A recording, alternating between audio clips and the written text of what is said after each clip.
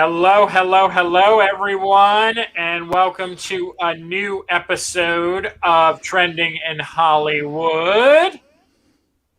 Demetri, how, Yes. how come the background is not coming off? You tell me. I cannot tell you you because I have know. no idea. There we are. Hallelujah. you There know we what? go. Trending I in think Hollywood off to a great start for episode 96. My hair is a mess. We're going good. We're going strong. Here we go. I look like it I'm might, like from the freaking 80s with my hair right now. It's all right. It's all right. All what's right. wrong with the 80s? Two middle-aged guys who look like they're from the 80s, who dressed as if they're from the 80s. That's awesome. It's really There we great. go. Hey, Hey, welcome back, everyone. Scott.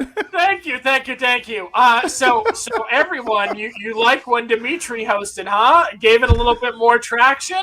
I'll take note of that. It's fine. It's fine. Stop. It was the topics. It It was the wasn't. topics. It was the topics. It was yeah. They tuned in thinking you were. They're all clicks thinking you were going to be there, and then they just clicked out. I That's all. actually just think that they thought Dwayne Johnson or Zack Snyder was going to be on the channel, so that's probably what it was. Well, I guess maybe I had something to do with that in my tweets when I said, "Hey, special guest is going to be on," and then nobody showed up. But I kept them going till the end. No, I didn't do that, obviously. But you know what, dude? I will say I don't disagree with what you said to an extent. Although you got to flip it around because one of the most common questions, if you watched last week's show, you were part of last week's show. People are asking, are they really going to be part of your award show? And isn't this a great segue into our first topic, Scott? Yeah. So okay. So our first topic, of course, just to kind of touch upon it. HCA Film Awards happened last Friday. I've been blown away by the response that this has gotten on the internet. More importantly, the way that talent has engaged this with Dwayne Johnson, Ben Schwartz, Zack Snyder, Lin Manuel. There's been so much buzz about the show, and I appreciate it so much. And I just want to take one quick moment to showcase this because I thought this was really a nice closure to the ceremony. And this happened just 2 days ago. So we're doing a fundraising effort for Zack Snyder tied to the American Foundation for Suicide Prevention. And Dwayne Johnson, out of the freaking kindness of his heart, because he is the damn trailblazer after all, he literally sends this tweet out saying, I support this effort. I lost a few people along the way. My heart goes out to Zack and his family. Shares our campaign. Zack Snyder follows it up with, thank you so much for this amazing support to help us reach our goals. And overnight, I swear, after this happened, the fund went from about $3,000 to $5,000, $2,000 raised in a span of 24 hours. I mean, incredible. So thank you so much to Dwayne Johnson. Thank you so much to Zack Snyder. And thank you to every single person who donated. Real quick, if you're watching this and you want to donate, we're still doing the campaign. There's t-shirts, limited edition t-shirts that we're running. And it's all 100% goes to the American Foundation for Suicide Prevention. You can use the barcode right on the screen to go there. If you go to any video, that's a QR code to yeah, you and QR code. Just use your phone, open up the photo app, and then you'll be able to go right to it.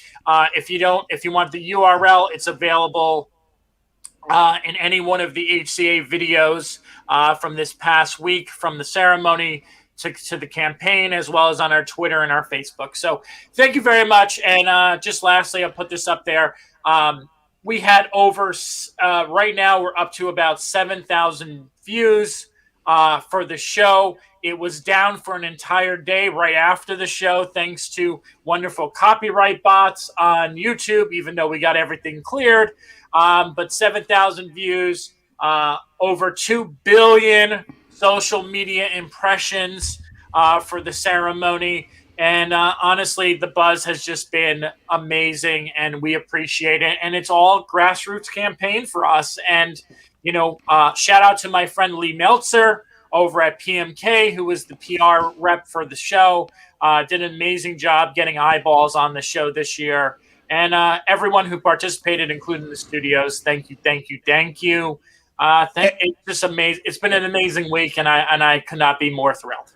And Scott, could we just for people who may not like using QR codes, the URL is afsp.com or .org. Can we specify that? Hold on, let me make sure. Yeah, let's make sure. It's .org. So afsp.org.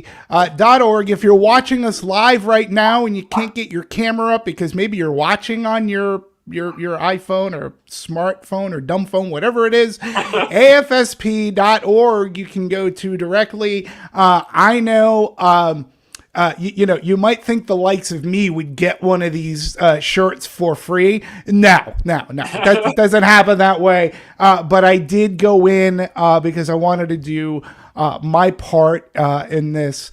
It was very important. And I have to say, as being a member, and this show was, I thought, the best, well put together show, the award show, and our talent, our presenters, the Hollywood Critics Association, everybody stepped up during this really hard time. And I really think 47 awards were given away. It was within 3.5 hours. Scott, I know you and Nestor worked tirelessly to put everything together. I really think it was one of the biggest shows. The numbers show that. I learned a few great new things. I look at The Rock differently, Zack Snyder differently, Trent Reznor, Atticus Ross differently, even Lin-Manuel Miranda. It was one of the few award shows this year, folks. And I kid you not. I'm not saying it just because I'm part of the association. It was emotional. There was some heft behind the acceptance speeches this year. They were very well thought out. There was not one person who half-assed it, so to speak. Watch the clips. It was really, it's an honor to be part of this group. I've said that since I was asked to be part of it. But even every single year, I think we contribute more and more to the film society and to film fans. And we're building shows, and including this one. I think it's amazing. I thought the award show was great. Scott, kudos to you. I know Nestor had a lot to do with graphics. He really did. I mean, Nestor, every single one of these graphics that we put on screen, including this one, were done by Nestor. So, I mean, he really went above and beyond this year, and just terrific all around. And I just want to say, it's important. Like, one of the things that our organization stands for is that we didn't just want to be a critics organization that came out at award season. We wanted to have year-round content, which is, again, yes, you have this show here, which is like two middle-aged white guys, as Demetri likes to say. Hey, you started it. I started it. But I mean, we do have we have What to Stream, which is very focused on the streaming platforms, and that has Lupe and Morgan and Rama. They host that show. And we have the horror show, Horrifically Horrifying, with Kevin Taft and Heather Wixom. So, there are some great varieties, and we want to celebrate inclusivity, and we're going to do it all year round. And don't forget the other show. Pop Council. Pop Council with Wendy Lee Zaney and Jamie Philbrick. Right. And there's going to be more to come. We're working on it. We're just, you kind of have to start slow. You got to build up the audiences on the few of these shows first, and then we're going to have more. One of the ones that I know Demetri's excited to launch, and it's going to be completely unlike all the other shows, is Agree to Disagree, which is going to be a fantastic show where you're going to have completely different people from the HCA every single week. whether they agree or disagree on a particular movie, TV show, or maybe even a topic in Hollywood. I'm really looking forward to that one because I think it's going to offer a lot of different opinions. So Yeah, absolutely. And there's a number which I believe is part of the AFSP. See, even your dog is happy. Or was that I my know. dog? He's thrilled. He's thrilled to death. So, but there's a suicide prevention hotline, which I believe is part of that. So that's in the comments if you're watching. 800-273-8255. Yeah, so again, you can donate if you know of anybody in need. Share the line. It was such a great cause to be a part of, and for the people who asked me, is Zack Snyder really going to be on? And you saw his speech, man, he was really. You could tell that he was really appreciative of the support. That not just HCA, it went above and beyond because you mentioned the fans, and I talked about that last week. That's amazing. So he's a great movie lover. We know that. The Rock is an amazing, great movie lover. Yep. So, and The Rock, it's an amazing show. Tune in. It's up in perpetuity. Watch all the clips. There you go. All right. Thank you, Demetri. All right. So, Jesus, we have so much to talk about with this show this week, and we're going to start off with Demetri's favorite topic, and that is streaming. And to kind of do a 180 on something that we've already talked about in the past, probably about 2-3 weeks ago, or maybe 2 and 3 weeks ago, is a little thing called password sharing. And Netflix has decided to test a wonderful feature that could ruin it. Too many people sharing that damn password. And I will be the first to admit, lots of people in my family have my Netflix password. So, what do you think about this? What's your initial thoughts on this, Demetri? Well, first off, number one, it's as if people are paying attention to our show, or we actually know something. Scott, you did talk about this 2 weeks ago. You talked about this is one of the things, in fact, you said about streaming is that people can share. And I think we also hinted upon how streamers may stop it. Now, I am a little bit surprised that Netflix is the one first to the table. I would have thought that Disney Plus, when they first arrived, would have had something. The thing of it is, I am not surprised. And I'm not surprised it's happening right now. Yeah. Why? Because as we're going to talk about later in the show, but if you're paying attention to the world around you, there's hope. There's hope about going back to the movies. There's hope about going back to your favorite restaurants and amusement parks and all that fun stuff. So we've got people are going to start going out again, especially with more vaccinations happening. And look, streaming's never going to go away. I admit that. And never going to go away. But I believe they are going to take a little bit of a hit. Once things start to go back to normal, there are going to be less people at home. Schools are going to be back open. So the kids are going to be out. There's going to be more physical activity. The people won't be as home watching streaming services as they were. So there will be a little bit of a dip, I believe. And now Netflix is looking, we already know that people share, but we got to mitigate this. Right. Because you could share. Well, you know what? They should be paying money. And because in a sense, if you really think deep, it's kind of the equivalent of piracy. Like, Yeah. Kind of.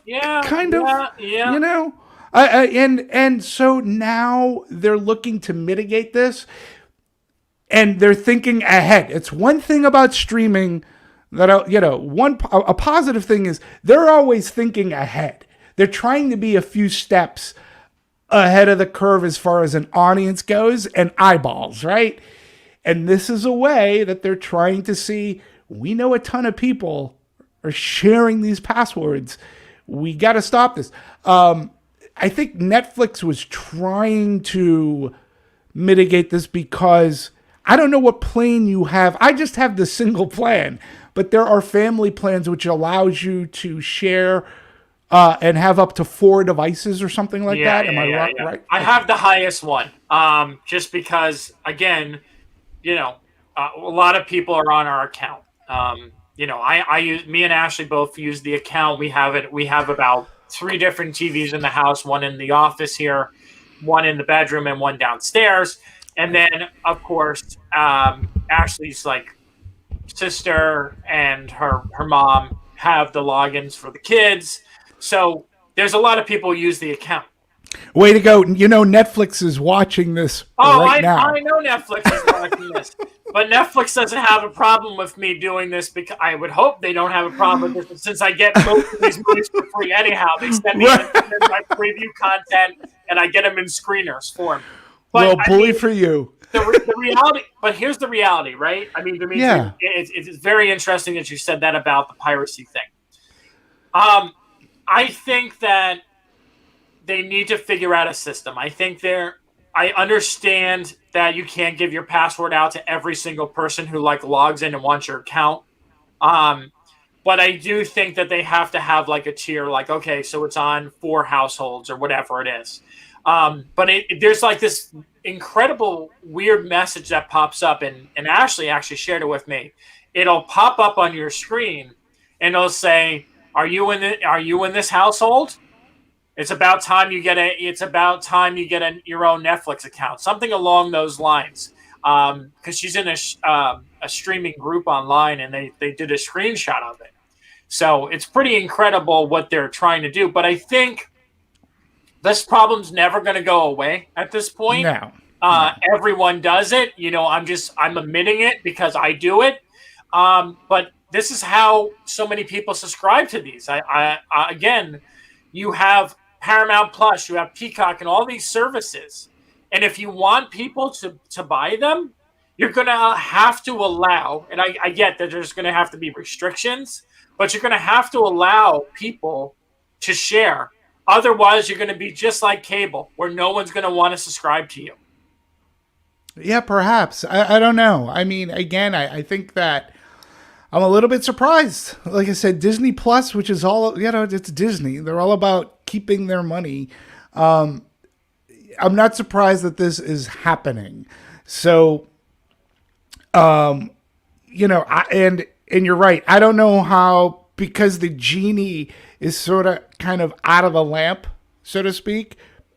Now they're trying to herd cats and mitigate this so they can try to get more subscription.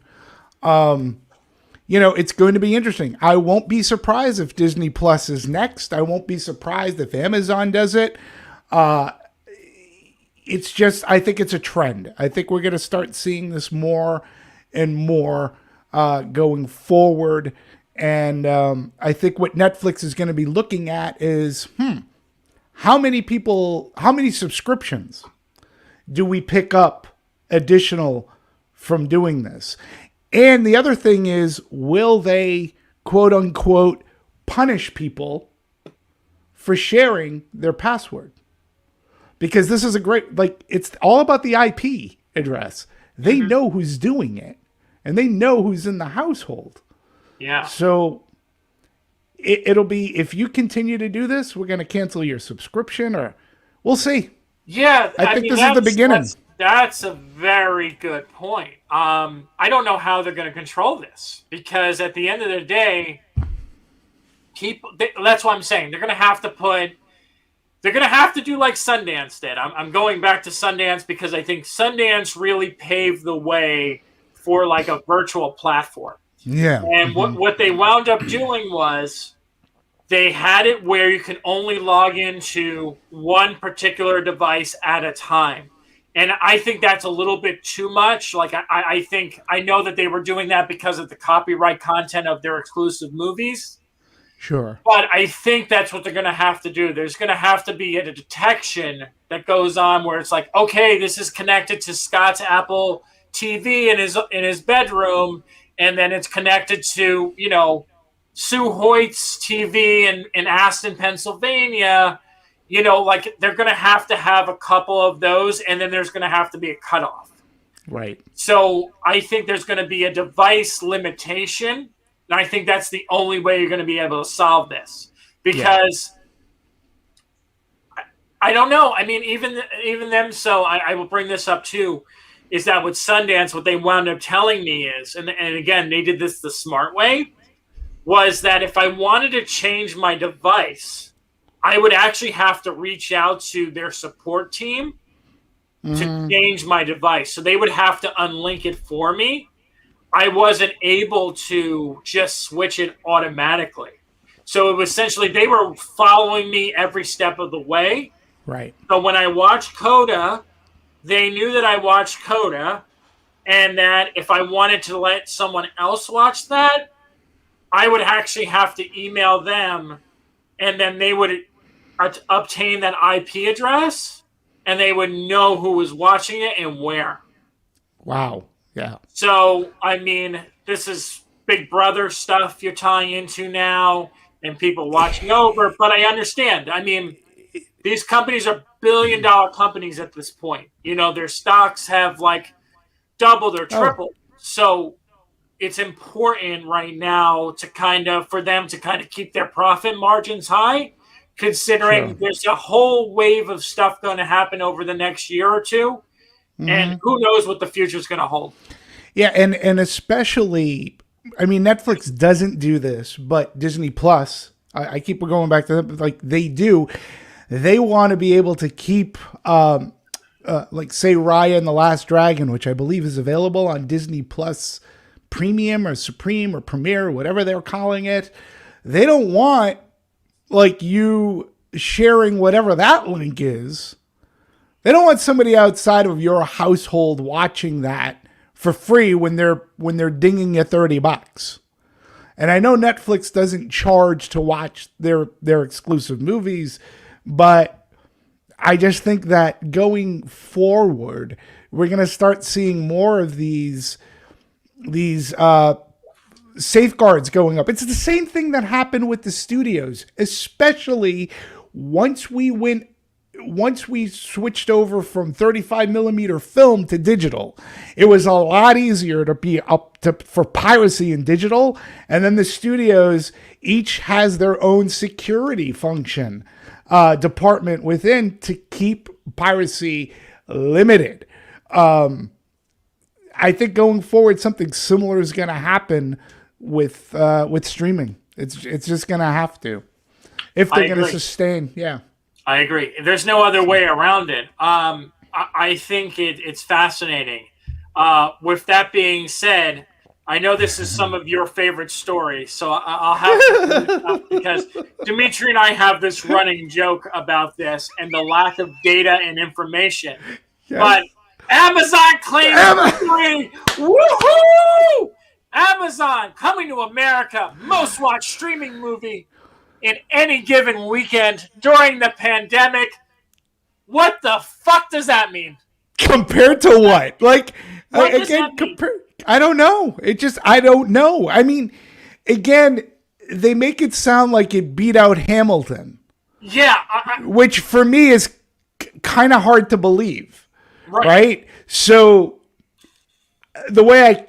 when you read in between the lines, it's kind of like maybe for Amazon, it was their most watched entity. Yeah. Amazon claims victory with Coming to America's most watched streaming movie in a given weekend during so it was Amazon's most watched during the pandemic, because again, I find it very hard to believe that it would beat something like Hamilton. I agree. Period. I agree. You know, so... Or Wonder Woman 1984. Yeah, I mean... it's... it's there's just no freaking accountability in streaming, and it's like the biggest. We had 10 million views. Well, compared to what? Yeah, yeah. I Compared to, mean, like, how does that mean box office? Like, how does that mean you're number one? Until studios start to, until they feel that it's a big deal to puff their chests, to say we were the number one streaming service of the week, they're just afraid to give those numbers out, because those numbers may not match up with the good old days of rentals, like going to Blockbuster or going to your VHS rental place, where they were able to track that and they had a good idea as to what, like, how much rental that was, right? There isn't that. Well, there is. They just don't want to give those numbers out. So and it's funny, Scott, because it's not like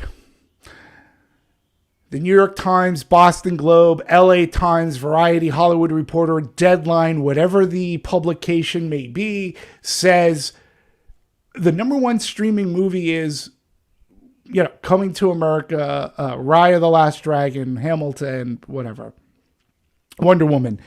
It's always from the studio. Do you notice that? And the studio does their own press release. Yeah, yeah. And they send it out to Deadline. And then Deadline says, hey, Amazon had their biggest streaming thing in the entire pandemic.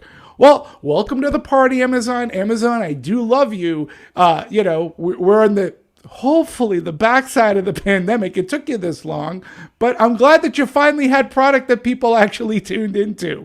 But compared to what? Yeah, I mean, that was the weird thing, right? Because remember, Hulu came out with, when Run premiered, when it had its debut, it was the big movie. And then, like, literally 3 weeks later, when Happiest Season, it was like, oh, this was even bigger. And it's kind of like, okay. And then Borat, millions upon millions of people watch Borat. Millions upon millions. That was the best headline ever. Also, Amazon.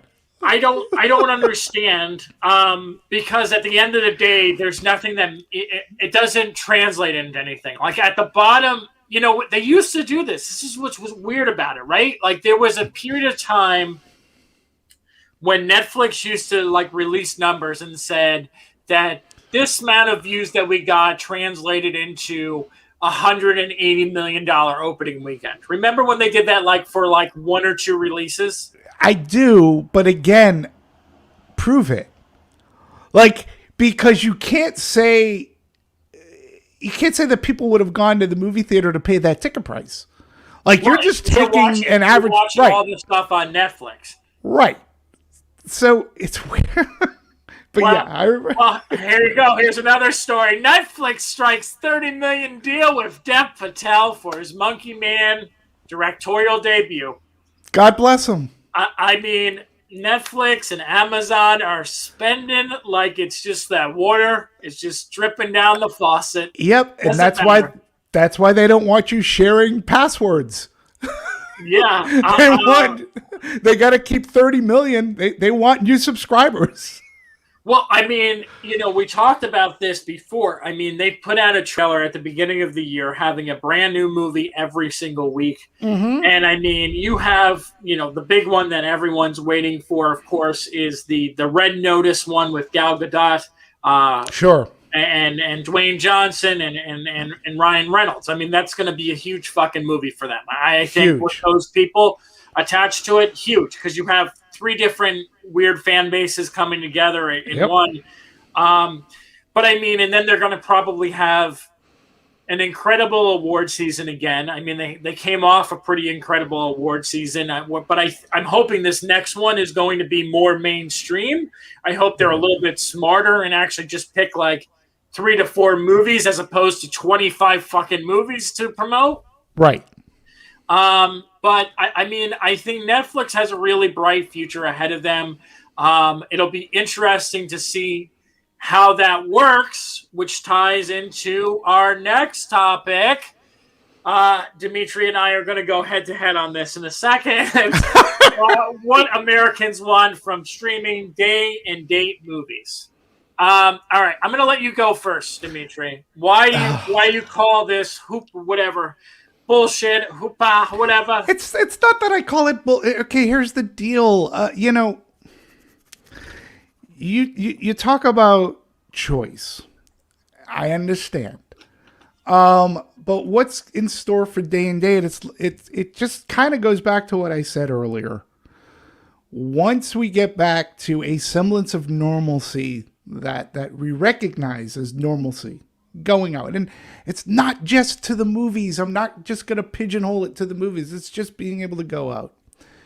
Streaming's gonna take a hit. Right now, throughout this entire pandemic, the choice to go out was taken away from us. The only way people could really watch movies was to watch from home, and I didn't so much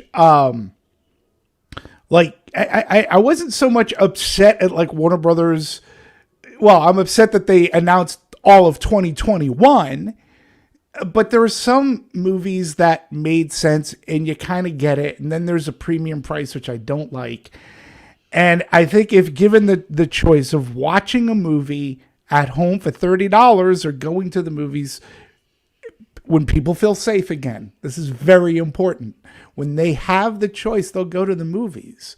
I don't want to see Wonder Woman 1984. Had I been given the choice, it shouldn't have been on my TV, but it was a time. It's just a sign of our time. We got to do things a little bit differently, so I understand. But I think given the choice, people will go back to the movies.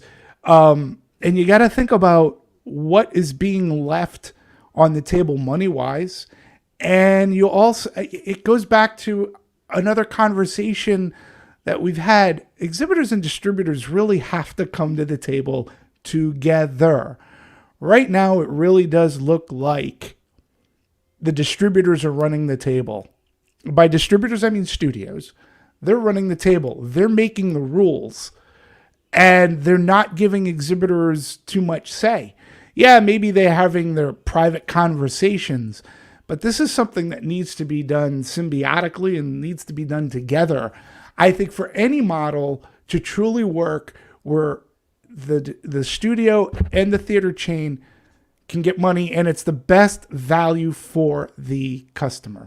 So that's all I have to say about this. Yeah. So, I mean, my take on this is essentially, I understand what you're saying. I completely agree that we're sort of stuck right now, and we've been stuck for the past year. Of the only option we were given was you have to watch movies either on your tablet, your phone, or your TV sets at home. There was movie theaters were pretty much shut down for, I would say, 80% of this last year, especially in major areas like New York and LA, which is where the majority of people go to watch movies. If you've been following the box office, you probably know that, yes, there's been some movies that have made some money. My dogs are very into this discussion. Good for them. And I noticed they're just like us. Yeah, they're just like, I'm against it. What for?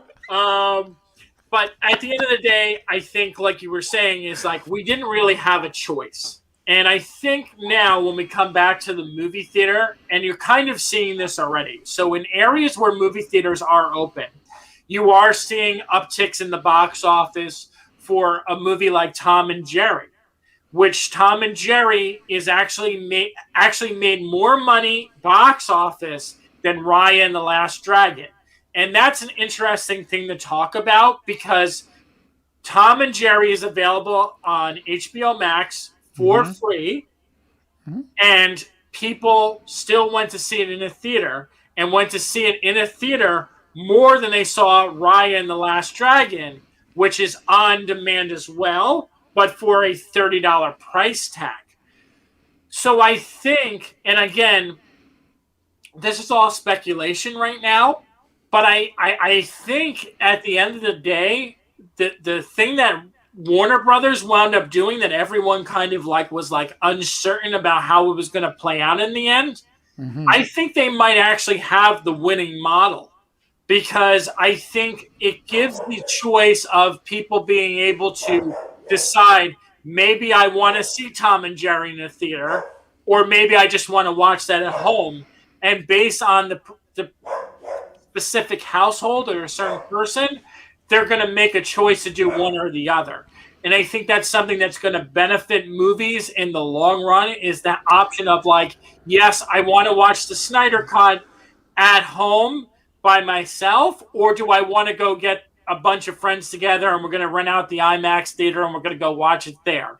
I think the choice is going to be big time moving forward, because one thing that we haven't discussed all that much is that with the pandemic being over, you have been able to watch movies before, but you haven't been able to travel. You haven't been able to go to restaurants. You haven't been able to go to theme parks.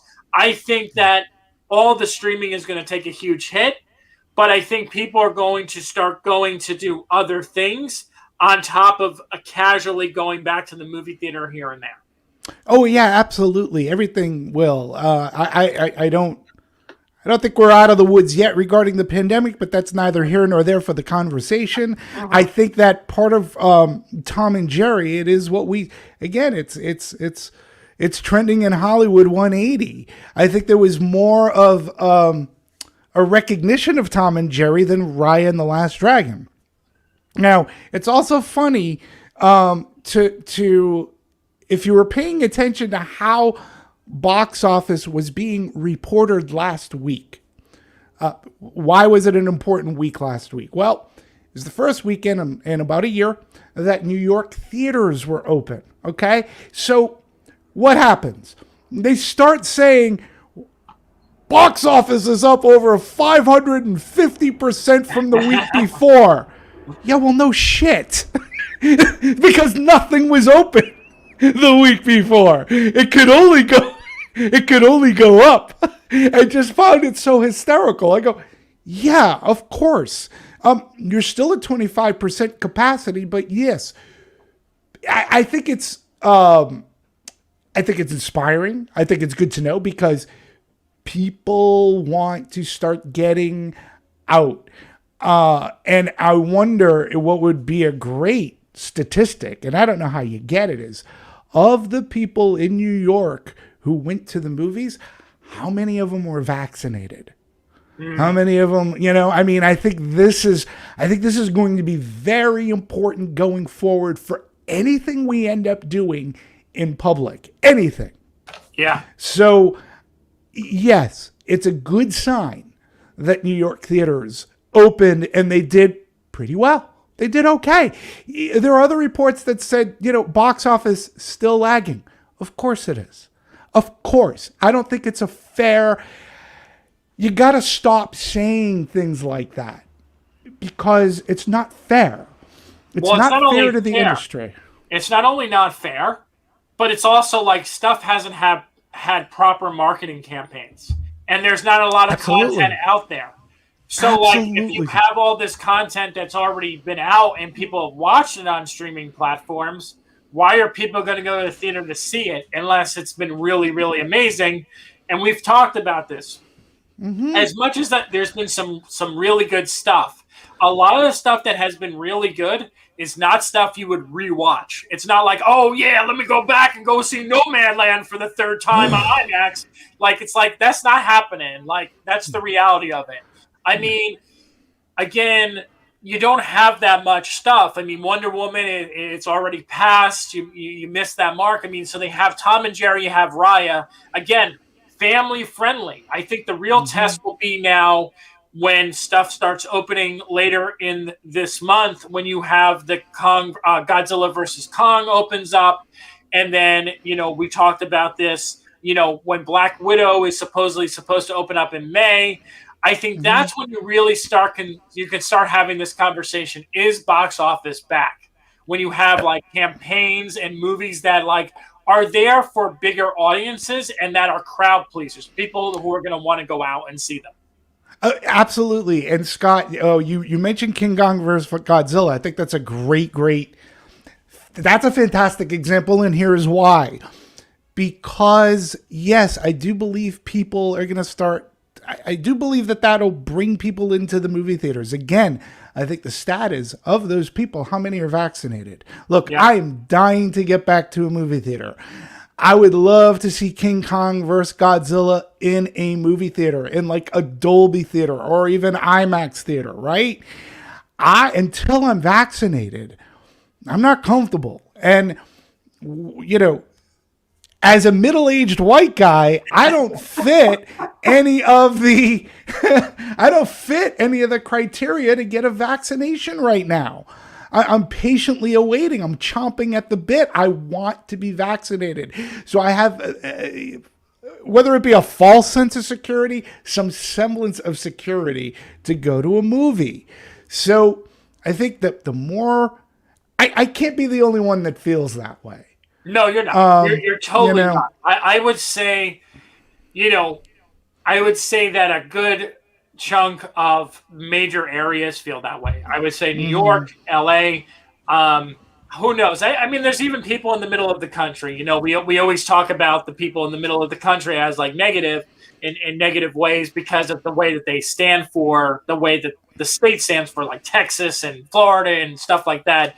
But right. there's people there too who are like, no, I don't want to do this. I don't feel safe. I don't feel protected. I mean, I think I shared this on this show before. You know, I do delivery, and I mean, there are still people who are afraid to come to the door, who literally will like put their ID up against the glass and make me scan it. They will not open the door to talk to people. So there are people who are still deathly afraid of everything. And then there's people who think there's nothing ever to be afraid of, like that this whole thing is a hoax. And then it was all, Right. so like you have all these crazy like levels of like insecurities because of lack of Yeah. information and things of that nature. So it trickles down to something as simple as going to a movie or going to a restaurant. Okay. Some people are just afraid to do it. Right. And the vaccine will help a lot of people. And Joe Biden last night pushing forward to say, like, in the next couple of months, we're going to have enough doses to go around. I think we're going to have, as he put out, like July 4th, the middle of the summer, especially by the start of next school year. We should be back to, I would hope, like maybe 50% capacity in a lot of stuff. Yeah, I agree. I mean, it was inspiring to hear that. Like I said, I can't wait. I can't wait for the shot. I can't wait to get vaccinated. You know, but Scott, you bring up a really great point too.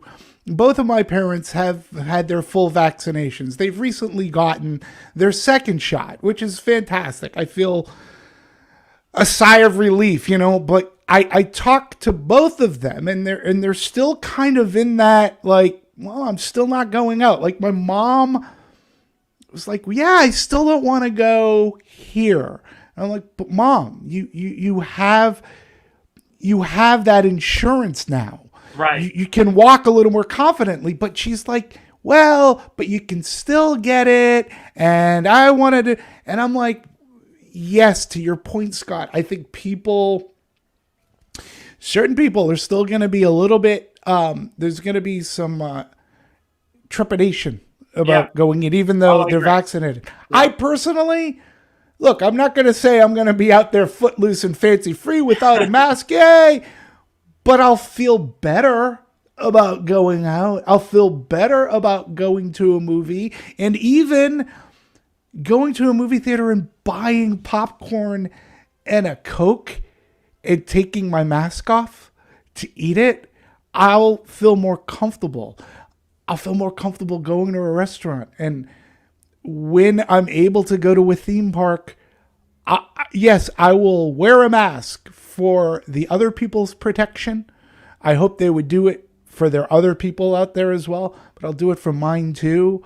But I'll feel better about it because now I know how people will game the system, and I don't want to put my health into some idiot's hands because there are far too many idiots out there. Yeah. And I want to be vaccinated and hope that I don't win the anti-lottery in getting COVID or a strain of COVID after being vaccinated. But I'll feel better. Yeah. So, you know, and you should know too, because I bet look, you've had your first shot because you are a delivery person, Right. right? You're a frontline grocery, you're a delivery person. We've talked about this. You feel better, right? You know you're getting You your do. second shot. You feel there's like this level of confidence that kind of comes with it. You sort of feel like I'm almost out of the woods, but you sort of know that you have to proceed with caution still. Right. And Yeah. that's what my biggest fear is for this country in general. And we have to switch off of this because now we're getting into Yeah, yeah, yeah. stuff like that. So, no, But I think my biggest fear in general is that we never learn from our mistakes, and then what's going to happen is it's like as soon as enough people get it, everyone's just going to be like, all right, mass, let's burn them, throw them in the fire. And we already have conversations that are happening where there's different variants of this that we don't know how that's going to affect. We also don't know what's going to happen when regular flu hits again. We've seen what happened here last December and January, how bad the numbers were.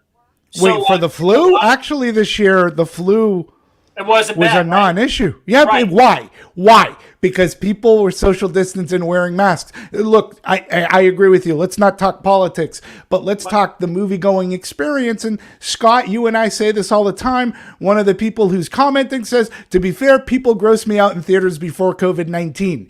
Truer words, right? How many times were we at a screening or just going to the movies and the person behind you, in front of you, next to you is like coughing and sneezing and you're like, what the hell am I bringing home? What am I bringing home? Yeah. I mean, which ties into, the movie theaters over in LA reopening next week at 25% capacity. Right. But to go to your point real quick, I do. So Ashley and I were at, and I'll never forget this, we were at Sundance. And it was the year The Report premiered at Sundance. There was literally someone coughing on Ashley's neck during the entire movie. And the next day she got sick, and she was sick for the rest of the festival. So yes, it's awful, and because people don't fucking care, and I promise, I've been dropping the F-bomb a lot on this show, but they just don't care about others. They're like, oh, I'm going to sit here and watch this movie. Like, not worried about like, hey, you're surrounded by a bunch of people. Some of them have weak immune systems. Maybe you shouldn't do that. Maybe. Yeah, maybe just stay home. Maybe just stay home. Yeah, just stay home. The report will come out. You'll see it eventually. It's okay. Oh, I know. It's just so gross. That and putting bare feet up on the seat in front of you. Yeah. Anyways, yes. So the LA theaters are opening up 25% capacity. What theater are you excited to go back to? If you had one theater that you're excited to go back to, which one are you excited to go back to the most? AMC Century City, Dolby. AMC Century City, Dolby. Yeah. Again, the Dolby experience, wherever you can find it, and I think it's exclusive with AMC. It's one of the best movie-going experiences that you can have. Also, there's a Cinemark in Playa Vista that has like their version of IMAX, like what's it called? XD. That's pretty damn good. But I'm looking forward to seeing a movie in that amazing Dolby, because that is truly one of the best from a color perspective, from a visual, and then an audio perspective. Man, it's great. How about you? I'm excited. I mean, as cliche as this sounds, coming from someone who now lives in the LA area, I'm excited to go back to the ArcLight. I think ArcLight has the best popcorn. I think when you're in one of the biggest theaters in the ArcLight, it's probably like the best experience. I think the seating and the screen, the setup in there is amazing all around too. It does come at a premium price. So if I had to say my backup, and it's funny because it's literally, I could probably throw a rock at it from my front door. I love the Studio Movie Grill, which is in Simi Valley. Right. I just love, they have a killer surround sound system in there. Yeah. I mean, we saw Spectre or whatever the hell that James Bond movie was in there on my birthday one year. And I mean, fucking amazing sound. I mean, I couldn't hear anything. Yeah.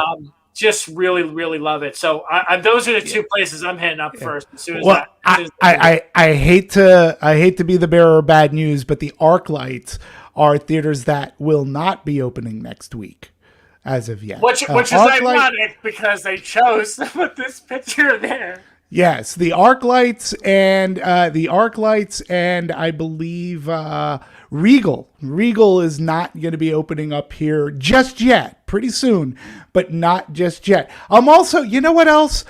I got to be honest. I only got a chance to go there once. I'm looking forward to going back to the Alamo Draft House here in LA. Yeah. Right? And actually maybe trying out their food and you know, enjoying it. Yeah, I'm actually looking forward to that as well, because where they are too in downtown LA, they're not far from some of my favorite places to go for food, you know, outside. So look, the bottom line is I just can't wait to get back to see a movie in a movie theater again. I've watched so many movies recently that would have benefited from the movie-going experience. This is a good sign. And again, wait till you start reading the box office. Like, it's going to be, oh my God, it's up 1,000%. Well, yeah. Duh. They were all closed last week. Of course it's going to be up 1,000%. And we are, and it is Los Angeles. For the people who aren't in New York and LA, just look at this as a positive sign, folks, because don't pay it. And again, don't pay attention to box office just yet. It's not fair. But take a look at turn box office around and say that's butts in seats. And I think it's good for everybody. I think it's a good sign that we're trending back, and that wherever you are, that means you could start going to the movie theaters again. And I think that with LA, New York opening, Canada, Toronto, places like that, more and more places are going to start to open. I think it's a good sign for every movie fan around the world. Yeah. Seriously. So, also tying in with the topic of movie theaters, this one has the best kind of like shocker of all of them. So, AMC theaters lost $4.6 billion in 2020 due to COVID-19. And before we go on to we know where our story is going, but let's also add to this. Throughout the entire pandemic, if you're paying attention to the exhibition world, as we were, because we talked about it a lot, AMC was on the verge of bankruptcy. Almost every week, verge of bankruptcy.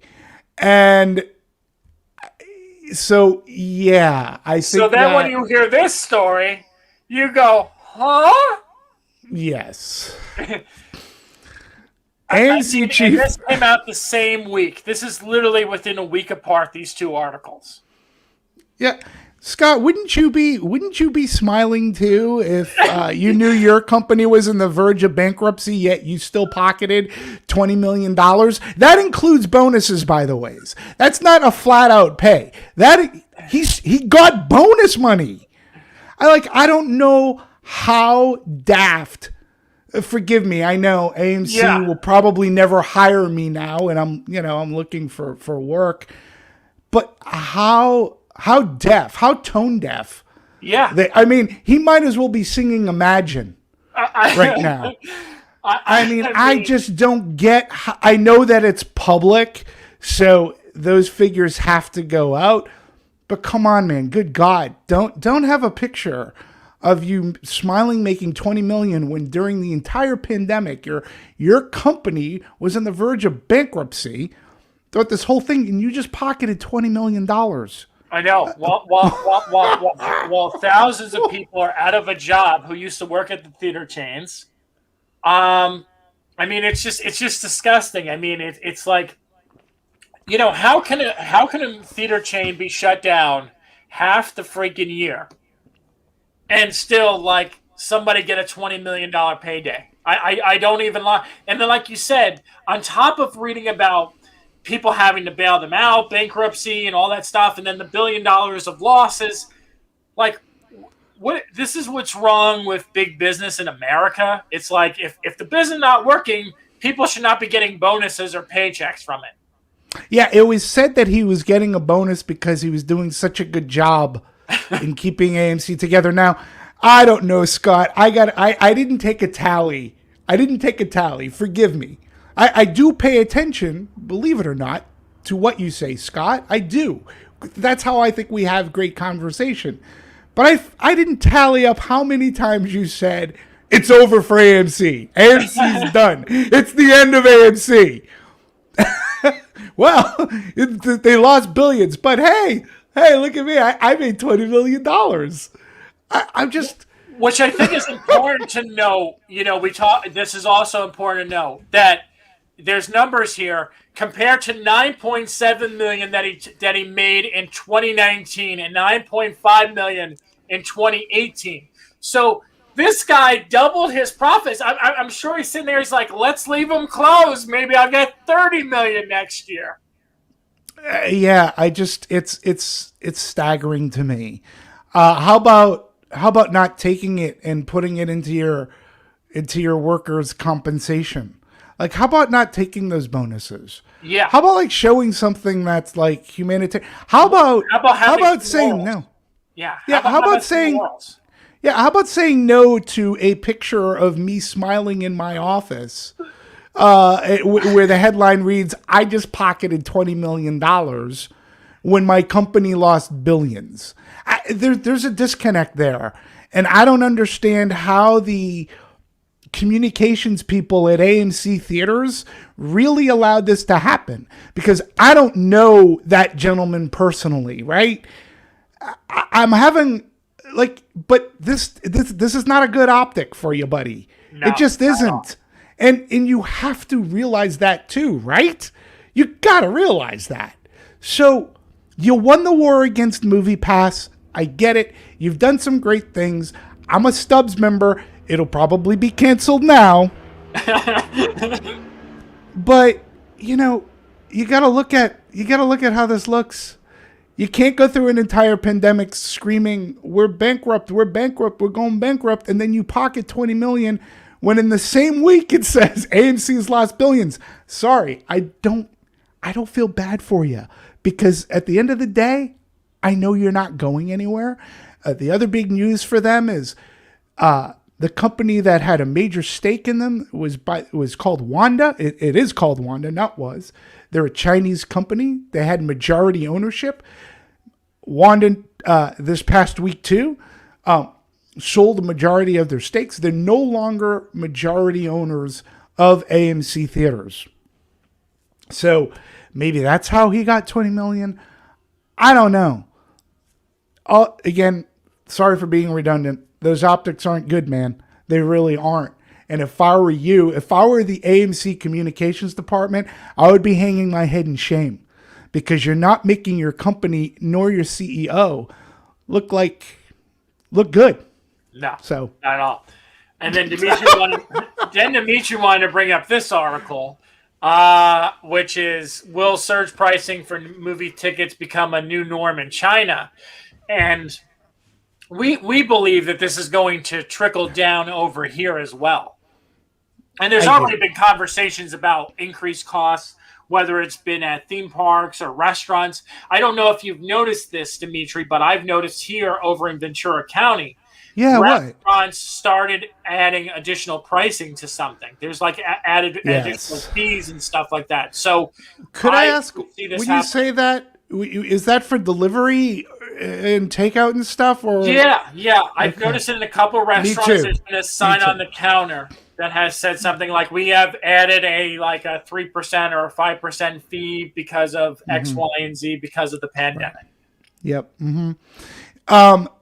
Look, when you really take a second to think about exhibition, they already kind of do a surge pricing. Like, when you think about it, they've been doing surge pricing in a sense forever. There's a difference between your matinee ticket and your evening ticket. Yep. There's they will have like discount Tuesdays, right? To get people to go in on a day that they don't normally go in. You also notice too, this is something that AMC's done. Why do I know this? Well, I worked at General Cinemas once before they became AMC, and before the holidays, you could always bank on either before summer box office or holiday box office, your ticket price went up like a quarter. So a semblance of surge pricing has been around.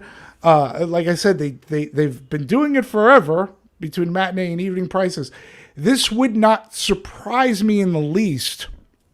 And the only thing that will combat this, Scott, is I hate to be a broken record, because once exhibition does this, the studios are going to, I want a piece of that pie.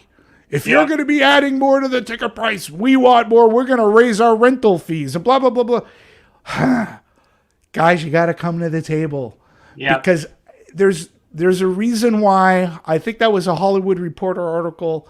There's a reason why that article made it into the States and Hollywood Reporter. I don't for a minute not believe that exhibitors are already thinking about surge pricing. Think about, you pay extra to go see IMAX, don't you? Yep. You pay extra to go see Dolby, don't you? Yep. Or even in a sense, isn't that surge pricing? When you think about it, isn't it surge pricing?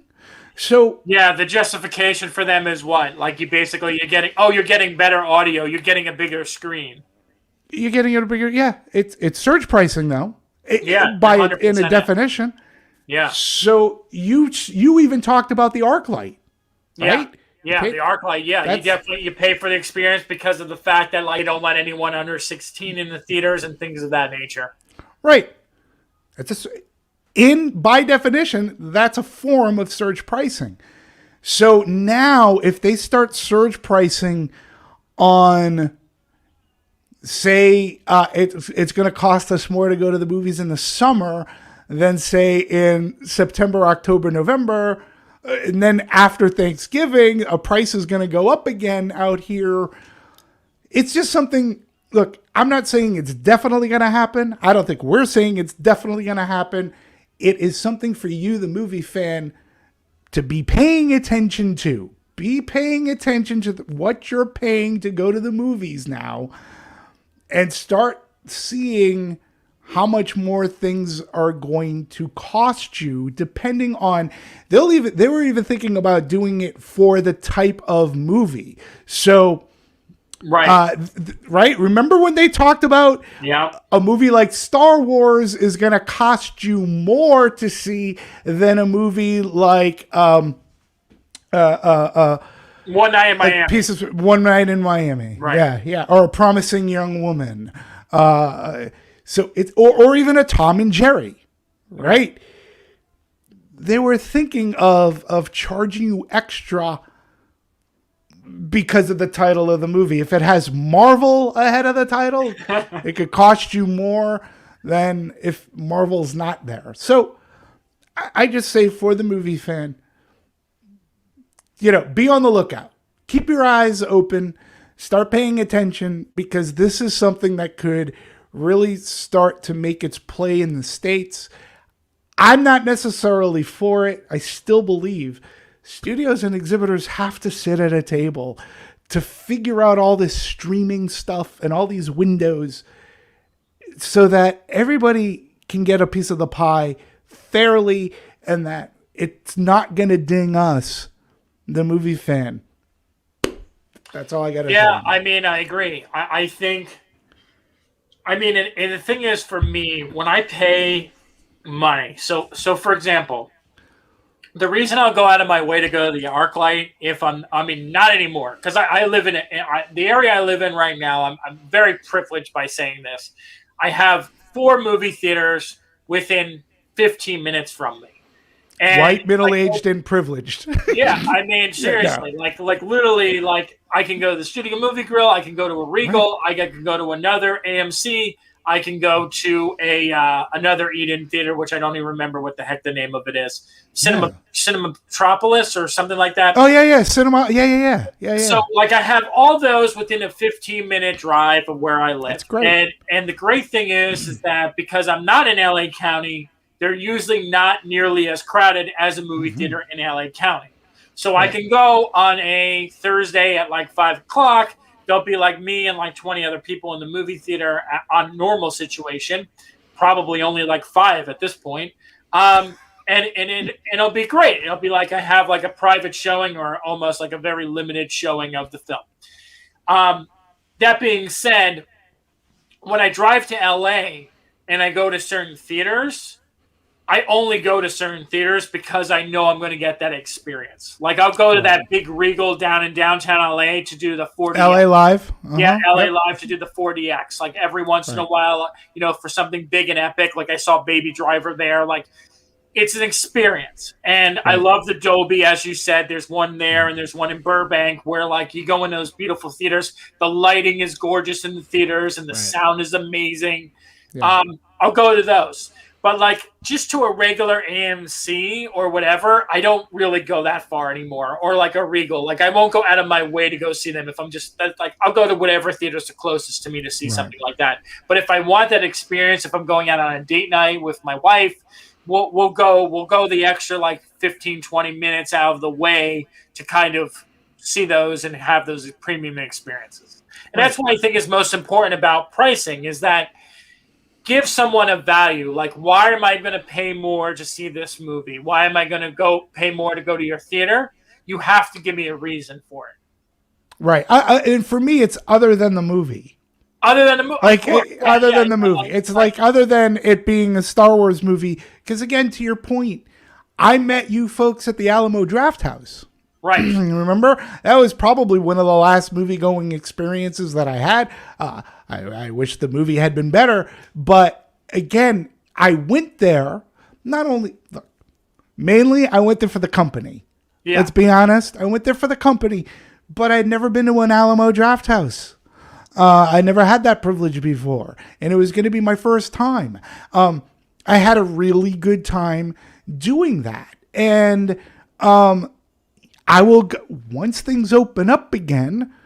I'll go back. In fact, they were on the cusp of releasing their own subscription service. Oh yeah, that's right. That's right. Right? That's right. I would consider once things open up again, I would consider maybe doing that. I enjoyed their experience. Their theaters are really nice. I would travel. Not that it's too far from where I live, but you're right. But I've been doing that since I was a kid. You know, I had 3 movie theaters within a 5-mile radius, probably closer. But it was something special to go into Boston to watch a movie at the Lowe's Charles. And my dad could attest to this a ton. We as movie fans will travel for the best, greatest experience if there's not one nearby. Yep. So that's why when you asked me, Century City isn't that far away, nor is Cinemark Playa Vista. But yeah, if they weren't there, I would go to maybe the Grove. Things like that. I think we as movie fans love that experience. We love the big screen, the sound. We want to be rattled in our stomach. That's why I used to go to the Village Theater all the time, or the Dolby in Hollywood, or even the El Capitan, right? These are nice.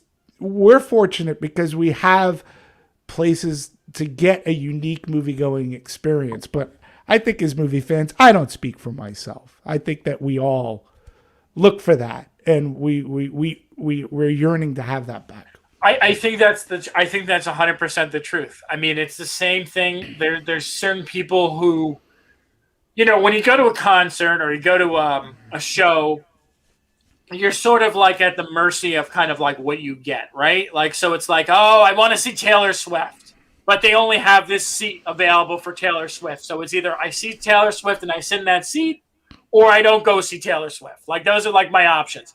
When you go to a movie theater, there's so many different venues to pick from. Mm-hmm. And based on your schedule, based on like how much ticket price is, there's so many factors that come into play.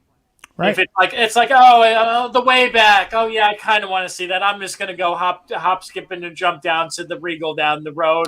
But Right. then you're like, but oh my god, Godzilla versus Kong, it's in IMAX. Maybe I'll go to TCL. I'll go to TCL Right. because they have an amazing experience there, and I Right. always have a great time when I go there.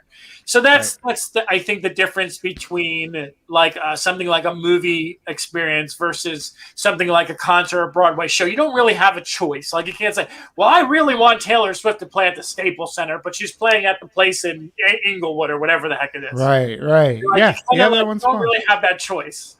No, no, and movie going to is almost too like you can make it akin to going to a steakhouse or a restaurant. Like Yes. there are tons of Italian restaurants, right, or good steakhouses, but you go to the steakhouse that you prefer. Like Right. you're not stuck going to Sizzler. You can.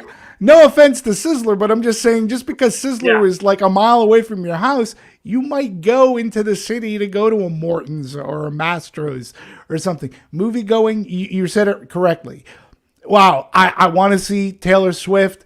She's playing at Staples Center. Not my favorite place for sound, but that's the only place I can go see her. With a Right. movie, you have a myriad of choices as to where you go, and I do think because of the movie, you like you can, like you said, the way back. I don't need to see that in Dolby.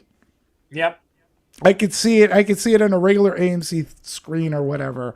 But I think that's the major. Again, Scott, I got to bring this back to choice. Yeah. We have the choice as to how and what we pay to go see and how we consume that movie.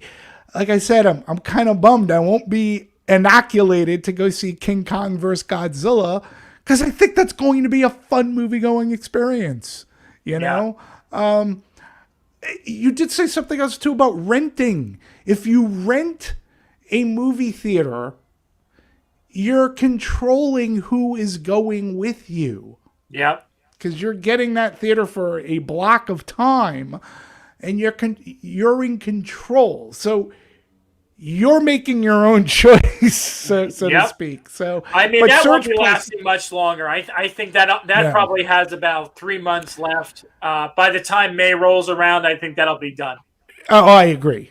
I thought it was a good idea for the time. Yeah. I mean, you can rent a theater. Religious groups actually do it. I know this. Yeah. Because they did a ton for Tyler Perry movies. Yeah. But they'll do it on like a Saturday morning before the theater opens. Yeah. But And I it's think also not going to come as cheap as it did like during the pandemic, where you can rent a theater for $150. It's going to be upwards about $500 to $600 at minimum. Yeah, I think once they go over 50% capacity, renting a theater is going to be bye-bye. Yeah. So, yeah. Anyways. All right, and then our last topic before we go, we're already over on time, but hey, what the hell? We're streaming, so why not run a little longer? Is about the Oscars, and I don't know. We might have talked about this topic before as well. I mean, I don't know, but I'm pretty sure.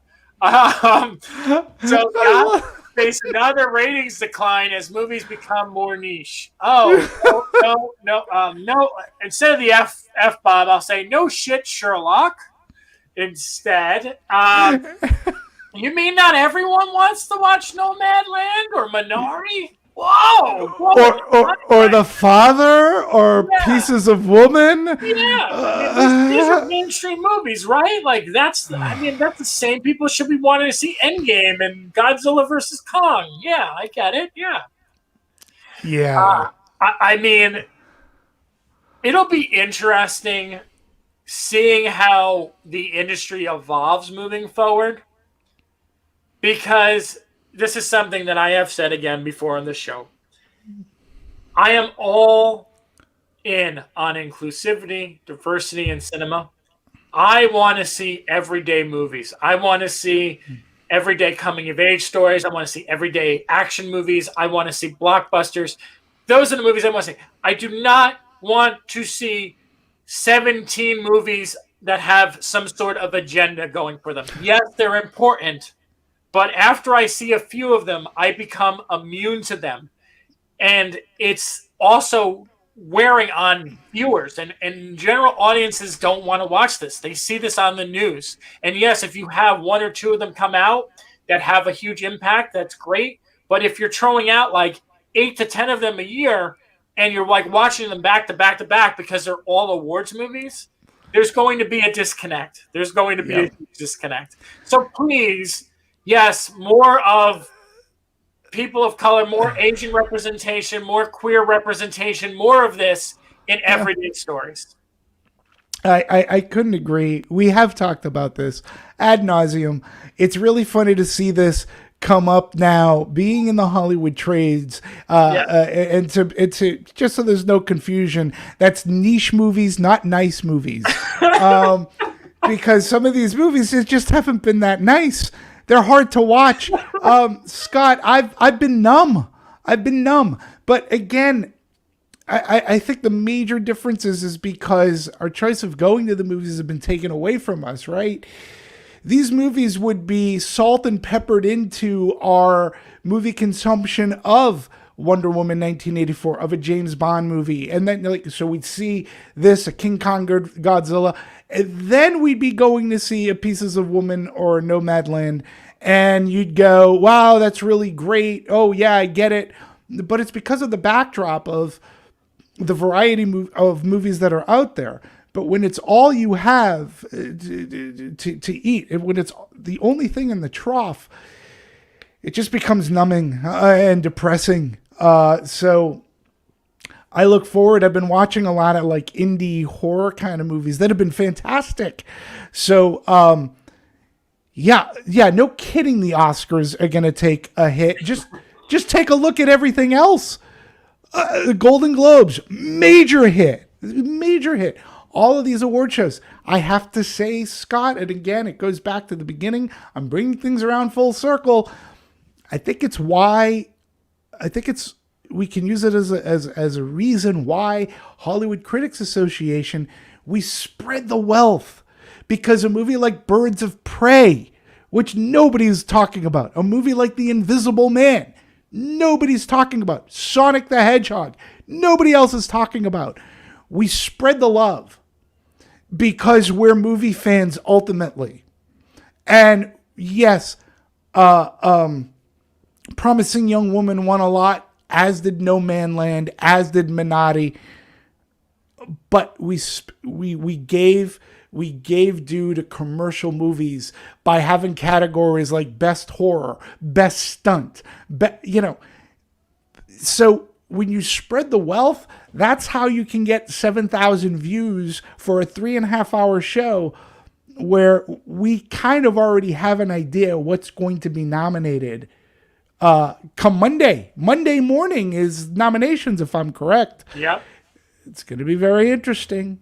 But I think we already know. Things we already know about. I mean, like, it's absolutely. Like, Nomadland's going to dominate the Oscar nomination. Minari's going to have a ton of nominations. Emerald's going to get director and best picture. I mean, there's no element of surprise for. I mean, the only thing that there's surprise for is who ultimately wins in some of the categories. But the movies just don't have enough. I don't know, like pop or something. I don't even know how to describe it. Just it lacks mainstream appeal. That's what it is. Again, it's exactly. The downers, and they lack mainstream appeal. There's nothing there to get excited about. No, and we've talked about it. I'm sure we're going to be talking about it more. So, I gotta. Number one, I love the moniker Stuffed Burrito Entertainment. I don't know who that is. Hey, Gabe. Hey, Gabe. All right. See, you had your buddy, and Zach Hunchar is my buddy. So there, we both have buddies watch. Those are two people, the only two people plus us two. That's four people watching the show. I love my choice is 4K movies with my big ass TV and 7.1 surround setup. Bully for you. Stuffed Burrito Entertainment. I'll see you at the movies, and then you tell me. He's very lucky. Actually, you have a movie. He has a movie theater even closer to his house than my house. What does he live in a movie theater? Does he live he lives upstairs in to a movie theater? Yeah. His whole family lives Like The Shape of Water? Yeah. But no, I mean it is crazy. I think some people again. It'll be interesting to see how the box office. I mean, movie theaters. Just to kind of end on this note, movie theaters are never going to die. There might be less of them in the grand scheme of things at the end of the day. I mean, AMC's facing bankruptcy. I mean, so they could be a going away. AMC's done. They're done. They're over. So is Regal. I can't wait to see their bonus structure next week when it comes out about how much he made. Well, they're owned by Cinema World, which is European. So I'm not sure that's. I don't know if that's a public company, but Cinemark, I believe, is a public company, and we're not hearing too much about what the CEO there is making. But of course, watch next week. Oh, he made $25 million. Yeah. Oh, that's fantastic. But anyways, yeah. All right, guys. Thank you, ladies, gentlemen, kids of all ages. Thank you so much for watching Trending in Hollywood. Scott, welcome back. Thank you. And as always, we're long-winded. We have fun on this show, but there's always so much to talk about and digest. So and make sure, please subscribe and comment. Yes. Please hit the subscribe button. I think you ring the bell is what the new terminology is. Ring that bell and hit subscribe and come back to the HCA shows every week. Every single one airs at 11 a.m. Monday, Wednesday, Thursday, and Friday. And hopefully we'll have one there in Tuesday very shortly. I couldn't have said it better myself. Ring that bell. All right, everyone. Have a good day. Have a good week. Thank you all. Snyder Cut next Friday, baby. We'll be Can't wait about it. Oh, I don't know when I'm going to be able to watch. I don't think I'll be able to watch it before because it's 4 hours. But you can, which is great. I'm looking forward to it. All right. Sounds good. All right. Bye, all. Thanks. Bye.